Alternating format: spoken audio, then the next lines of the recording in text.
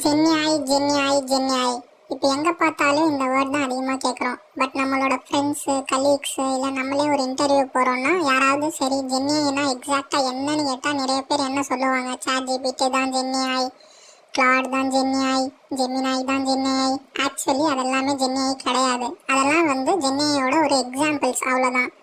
அப்போ ஜென்யாய்னா எக்ஸாக்டாக என்ன? ஜென்யாய் இல்லைன்னா ஜென்ரேட்டிவ் ஏஐ இதோட ஃபுல் ஃபார்ம்.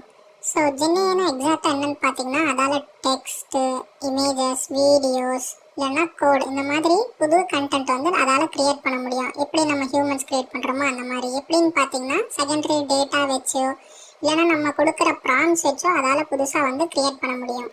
இந்த மாதிரி ப்ராம்ஸ் வச்சு அதால் இந்த மாதிரி ட்ராயிங்ஸ், கோடிங் எல்லாம் பண்ண.